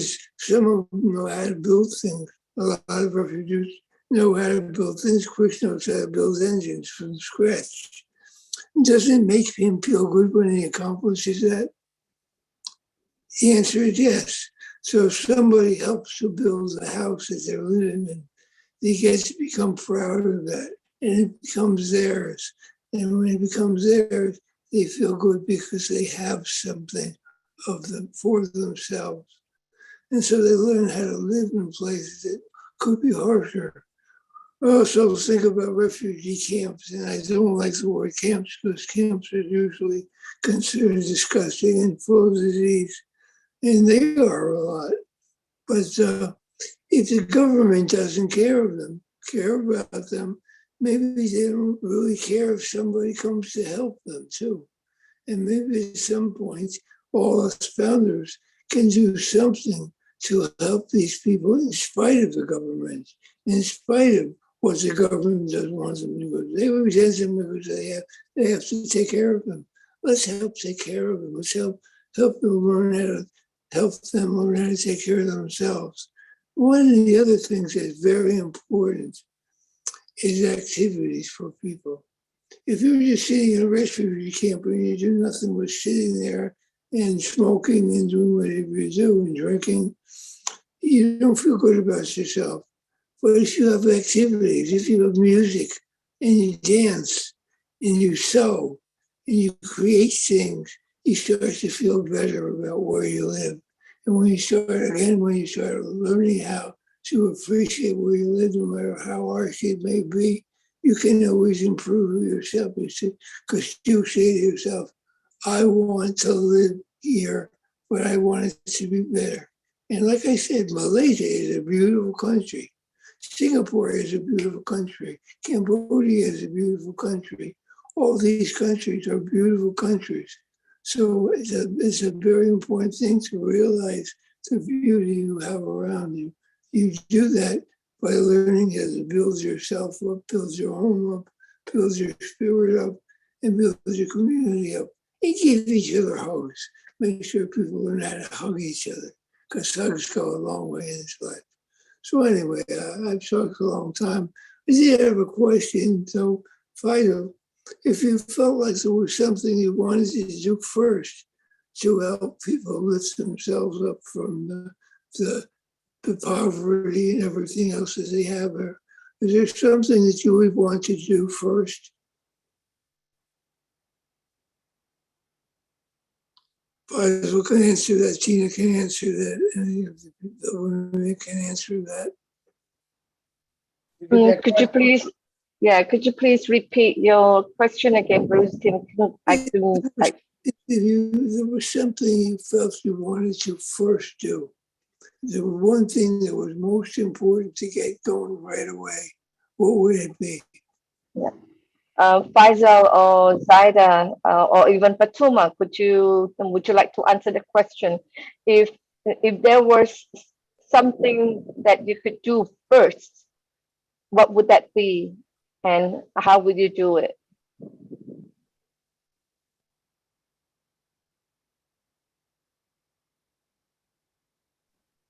Iris? Okay. If there was something that you should be done, is pressure, of course. If we can all pressure UNCHR, if any of you in the have friends who have connections with the United Nations, maybe some pressure on the Malaysian UNCHR, because Faisal feels that there is some bureaucracy going on. So maybe they are not knowing where the money is going, or is there any money sent to UNCHR Malaysia? So maybe that's first. And then, of course, if you can't adopt them and bring them to your country, you can then adopt them and send them some funds for them to have, a breather. That is, or I want to set up an Arabic customer service center. I need clients and I don't know how to charge. So maybe some kind of advice on that. And a school, if you want to start a school, there again funds. So the first thing would be pressure on UNCHR. Why are they not taking them out of Malaysia? And for those who love Malaysia, we can create jobs for them. As Mike says, he'll teach them how to make some money through remote work. So I think some things like that can start up, fix them up a bit. And I wouldn't say fix, or I cannot say that word fix. They should not be fixed. So help them out in that way. That would be the best. Does that answer the question? Thank you. That's fine. Faisal, I can see that you want to do a lot of things. But what's very important is some way find ways to uplift spirit. You uplift spirit, you get a community. When you have a community, the community can help each other. Not just bless, but everyone can bless each other just by learning how to be kind to each other in refugee camps. Doesn't feed them, it feeds their souls, doesn't feed their bodies. But what's important is that you start to do something positive. And every time you do something positive, another positive thing happens. One by one, you start to see possibilities. Yes. And I'm so happy that everyone here understands and will definitely help us. That it's really nice. And I'm really glad for this session. Thank you, Tina. Thank you so much for highlighting us. And Malaysia, actually, flour is subsidized by the government. And so the refugees eat eat bread more than rice. So that's a help. They all bake and they pass it around. I wouldn't be worried about food here, but I'm more worried for their health, their education, and their well-being, their mental health as well. So it'd be nice if they know when they're going, some kind of direction. If UNCHR can be pressured by any of you here, and then they give them a timeline. Okay, you're going in 6 years, or going in 4 years. There's some kind of hope, but there's no structure at all. So this is giving you a mental problem because you don't know where you're heading. It's not fair. How can you live without knowing? I don't understand why people allow this to happen, but it is happening, and maybe we can all try and help them out. If they can be pressured, UNCHR, give them a timeline, then everything be fine. Just knowing where they're heading, what is their fate. They cannot be going out from a terrible place into a more terrible place.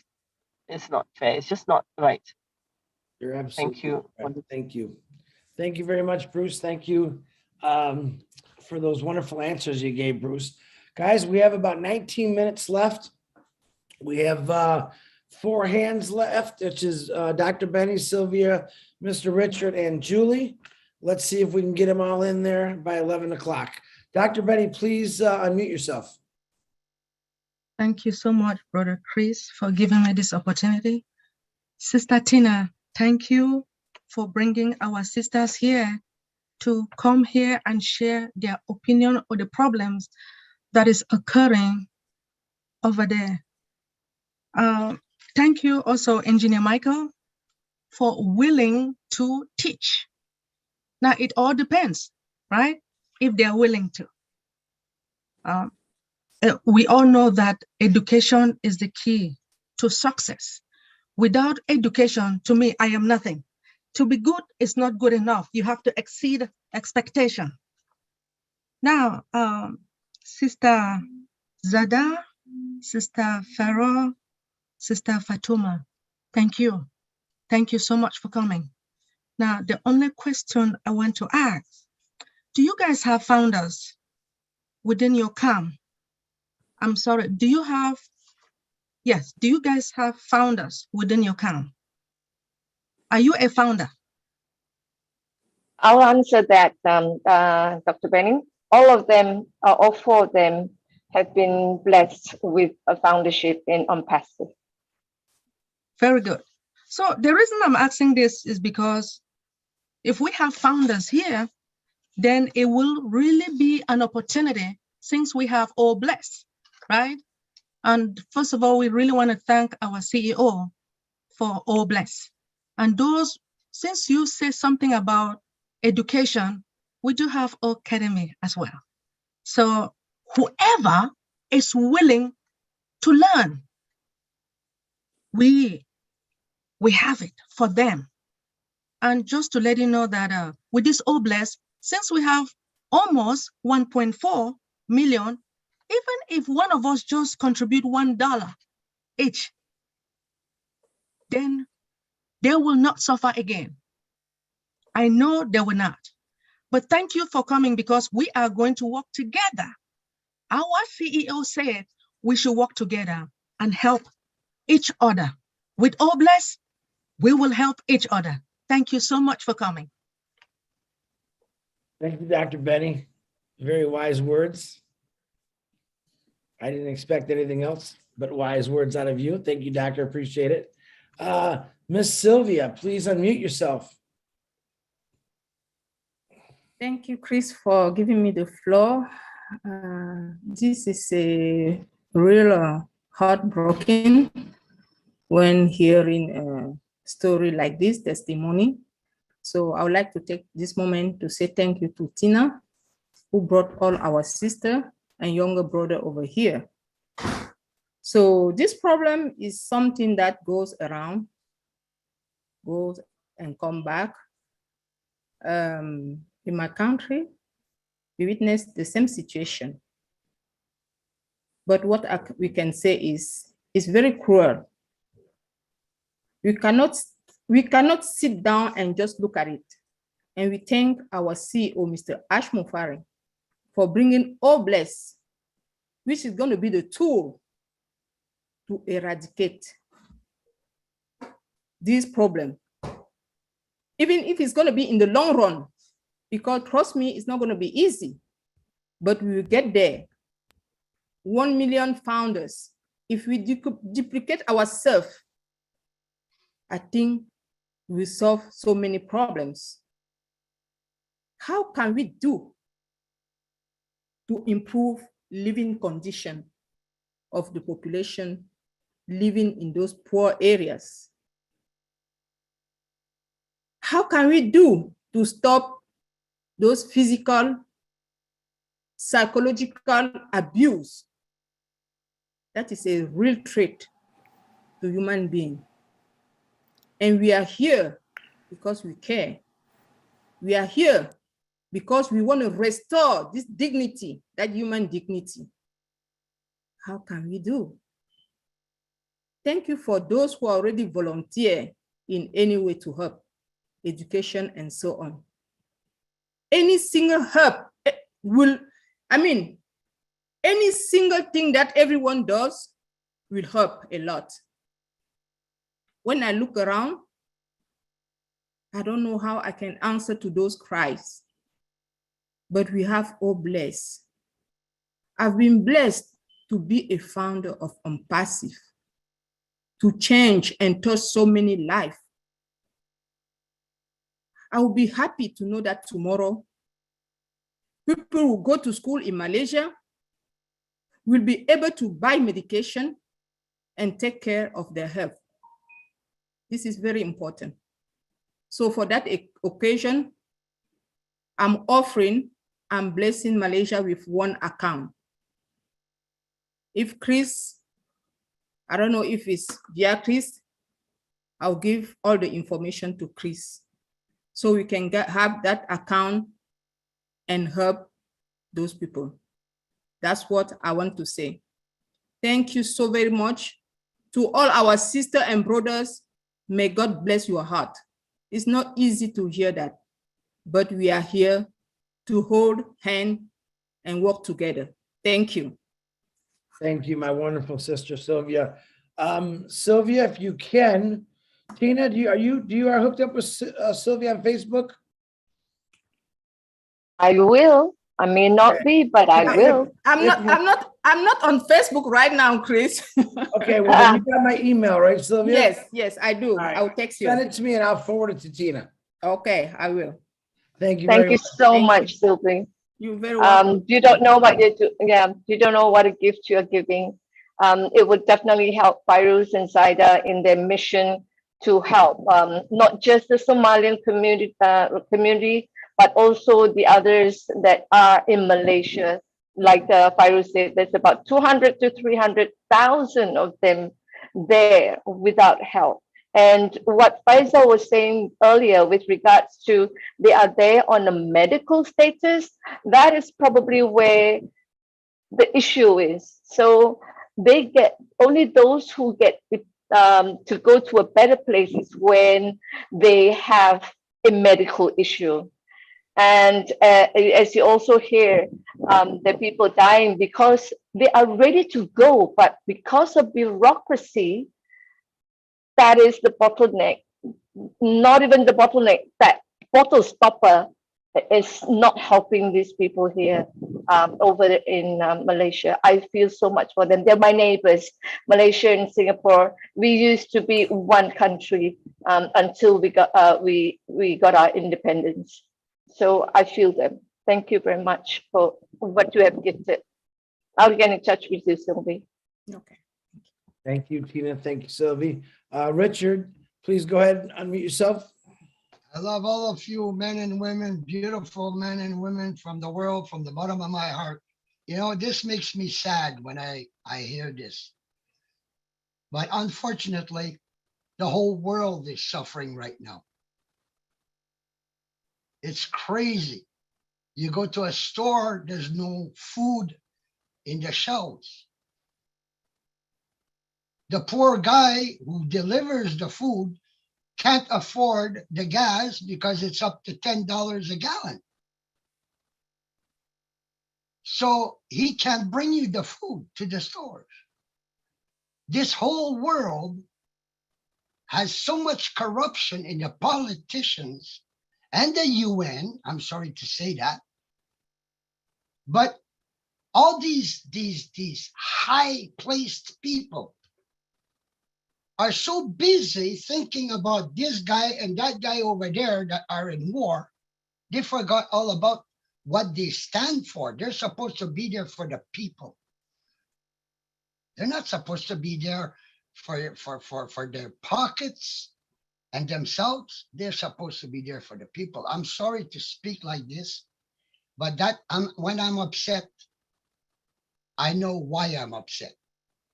Because we all have a heart from God full of love, and they're doing their best with the media and the politics to kill that love.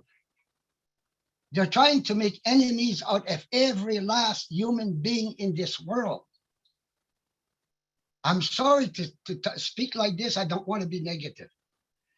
But there is one thing, and one thing that I'm very positive of.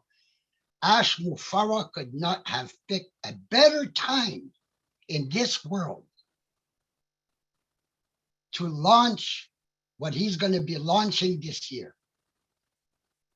He could not have, I mean, think about it. Everything is so much down that we are going to take all of it and we're going to lift it right back up to where it's supposed to be.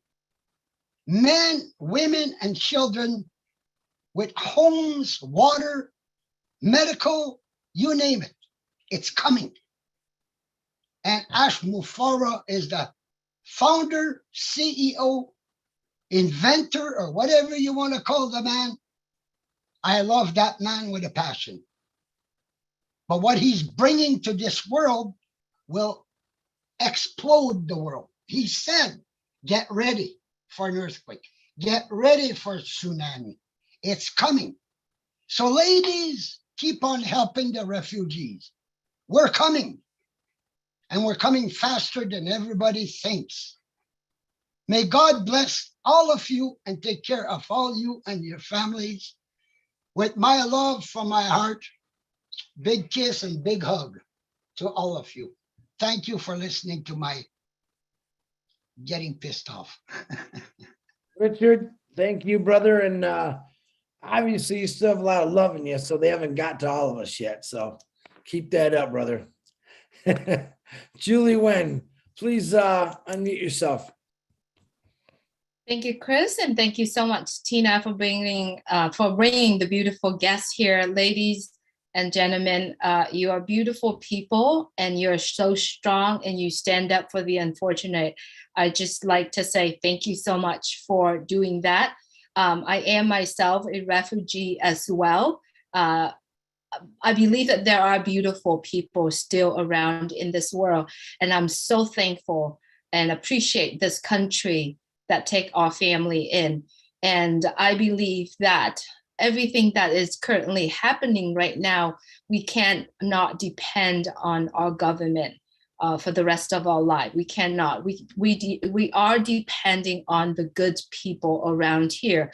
And ladies and gentlemen, also, we are here in this community, and our CEO, Mr. Ash Mufarad, has many times has said, we are doing everything that we can to give the power back to the people.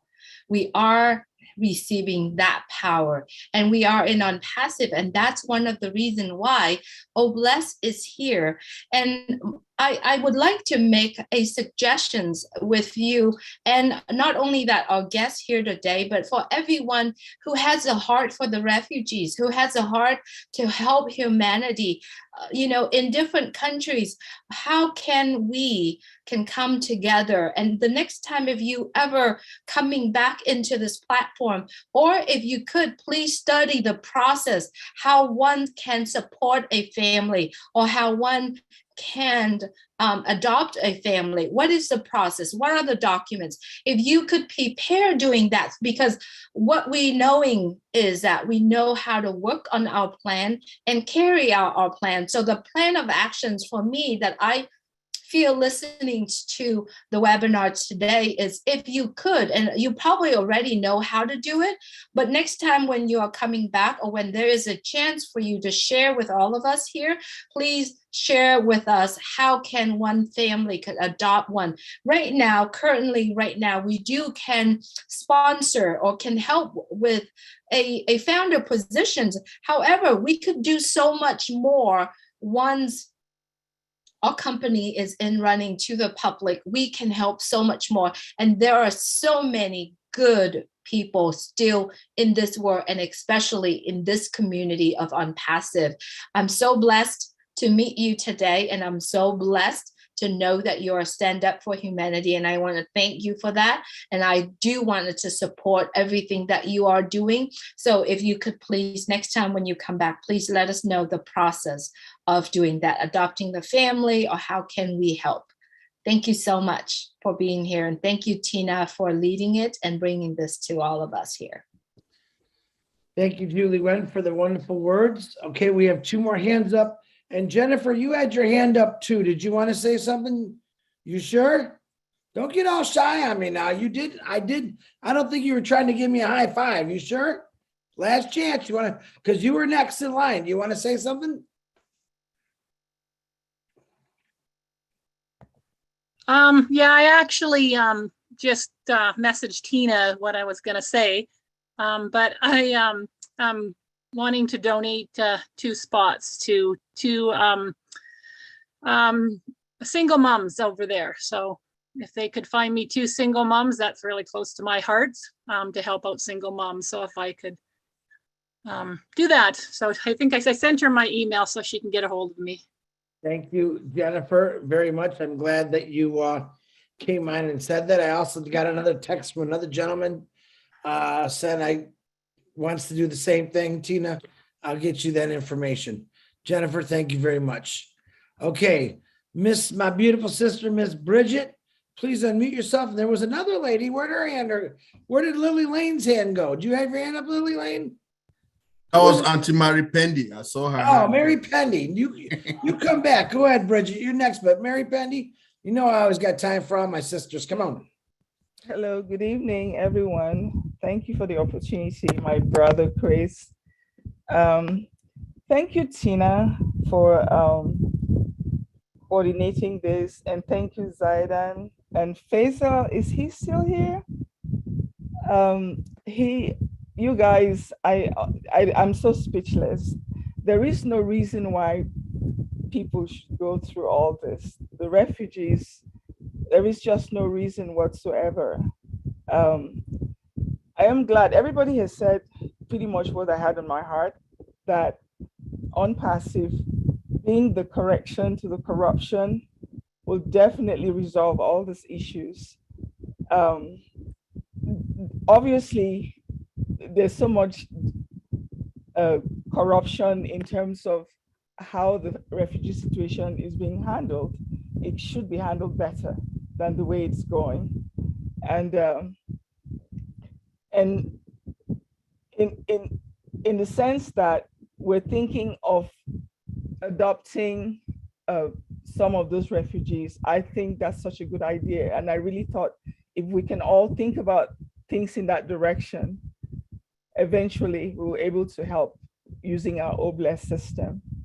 So that's all I have to say. And thank you so much, Tina, for bringing this to light. Thank you, Bridget. I appreciate your always kind words. I'm looking for where'd Marie Pendy go? Marie, you still out there?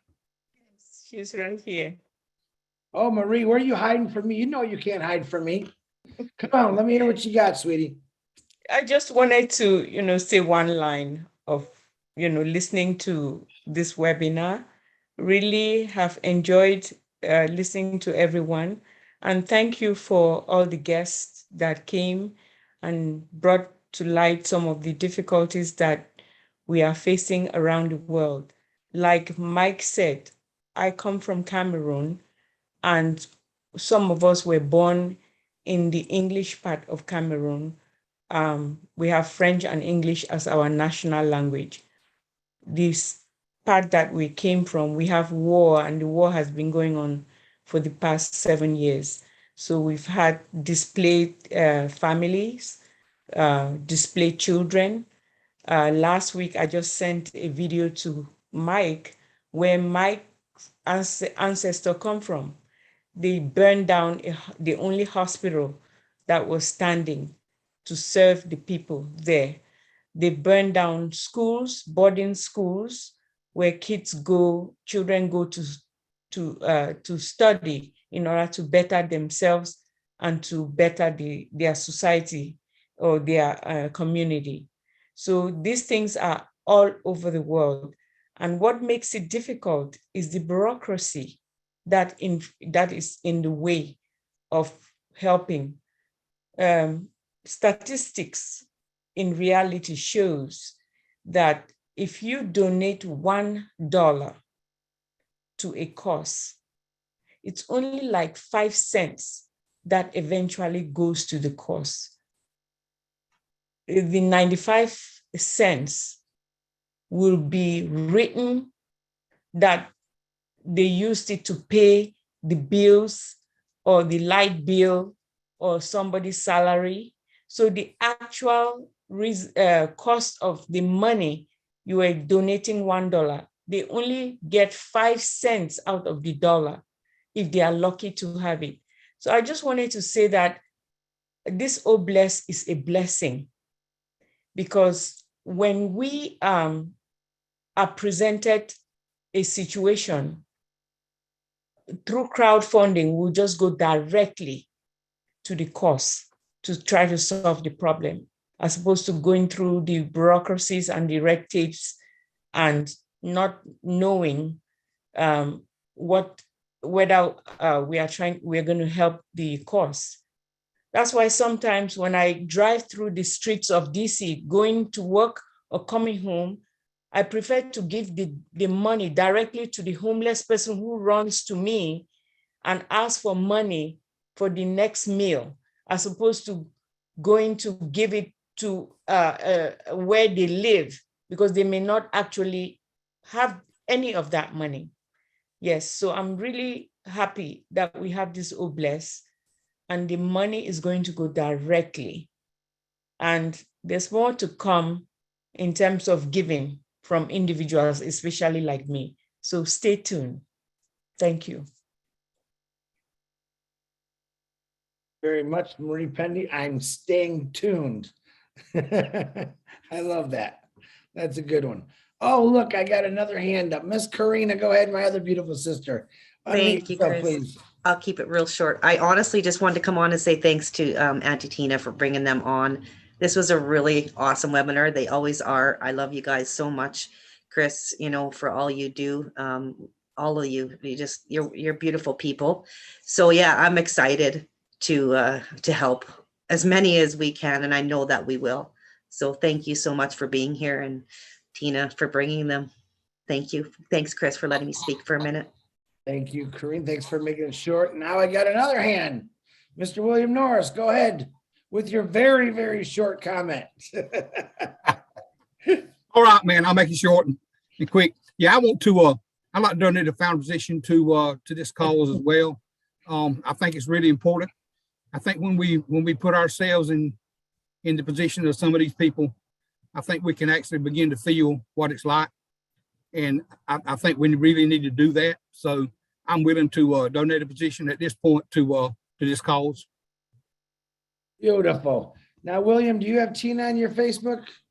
I don't think so. All right, just send me, everyone that wants to donate, send me your registration link if you're on my Facebook or your email, and I will make sure Tina gets it. I already sent Tina one.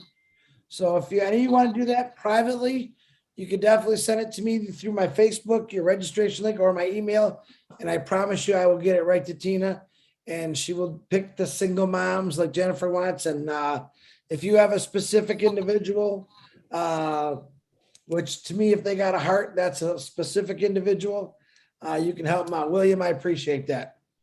Absolutely welcome. All right. Guys, first of all, I'm going to thank everyone that I know, Lynn Nakamoto for advertising and running the board for me. Same with Julie Wang. Thank you for advertising and running the board.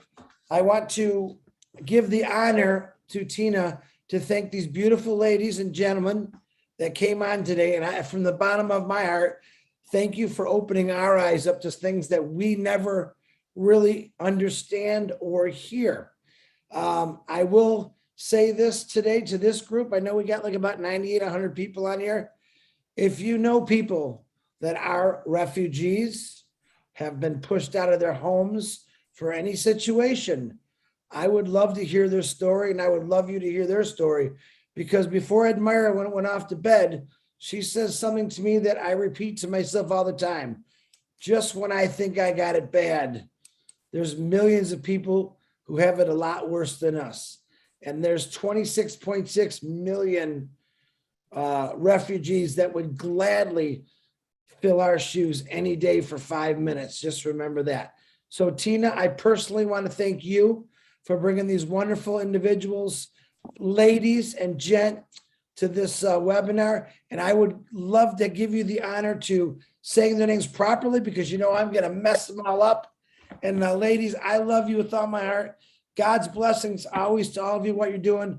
And I'm praying OBLESS comes fast, and I will work shoulder to shoulder with all of you to do whatever it takes to fix this. Tina, you can say what you got to do and close it out.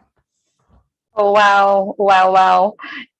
Chris, you know, I stuff up too. I always do. I blabber most of the time, but I want to repeat what I always say in most of the webinars, that I'm already blessed. I'm already blessed with just having my life. I'm blessed with the best husband I have, the most beautiful children I have, and ONPASSIVE will take care of them. So it is a manifestation that comes true. I still remember I on Dubai when I said, Ash, you're my hero. And he asked me why he hasn't done anything. Oh my God, how could he say that? He's done so much for every one of us. And we will be doing a lot more. And I'm so happy. And thank all of you here, Chris, my Captain Chris, Angel Johnson, Julie Nguyen, my lovely Lynn, everyone here, and especially so to my dearest sister from the cosmos, Fairuz, Zaida. Fatuma, thank you for being here. Faisal has left because he has to work. He told me that he's got to clock hours so that he can get paid. I hope he gets paid. But we're all waiting for ONPASSIVE to get up and to really come on board so that the apples are enough for them and for everyone else. I'm also been doing, I'm actually asking Zaida and Fairuz to give me a list of the people who needs ONPASSIVE most. And I'm definitely going across until the finish line on the 22nd of June to get as many of them on board. Thank you so much, Chris, once again for this platform. Thank you all of you for your support and being here. Just being here is support enough to get that awareness that we are all blessed and we are all human. We're one family. Thank you. Thank you. Thank you, Tina. Before I tell everybody say goodbye, I also want to thank Mike. And don't forget about Michael's offer, engineer Mike. If you have a laptop and you want to learn something that can help you, send that information to Tina. We'll get it to Mike. And a lady did ask, actually, Fatuma asked a question, what if we don't have a laptop? Good question. Maybe we could partner you up with someone over there or someone that has a laptop. And I'm sure Mike will gladly help them out also. So Michael, once again, thank you. Thank you to everyone that donated a position to help out this humongous cause that's going to take a lot of work to fix. But I know we're all going to put our gloves and boots on and really dig into this. I want to thank you. We got a lot of work to do. We got a lot of work to do, brothers and sisters. We really do. God bless you all. It's after 11. It's 11:10. Those that have to go to work tomorrow, God bless you, because hopefully that changes for you all soon. Tomorrow is ONPASSIVE 360. Also, the Julie Milo show at 6:30. ONPASSIVE 360 is going to be at 12, I believe. I got to talk to Red and Marty. I think it is 12. And Ash comes out, it's 2. So you know, for 2 o'clock, Ash is coming on, but I think it's 12. We'll see. Julie Milo, 6:30. And then there's a million other webinars all over the place. Check them out. Get to your back office and check it out. And let's just do this. God bless everyone. God bless ONPASSIVE. God bless the Mafara family. And God bless all of you for opening your hearts on this wonderful thing called Oh Bless. Good God night, bless everyone. you, Chris. Unmute and say your goodbye. Love you very much. Thanks, guys. Thank you, Bye. Jala. Thank you, everybody. Tulip from Philadelphia. Bye, Jaya. Thank you for the gift of ONPASSIVE. Dr. Lee. Jala. Love you. Love you.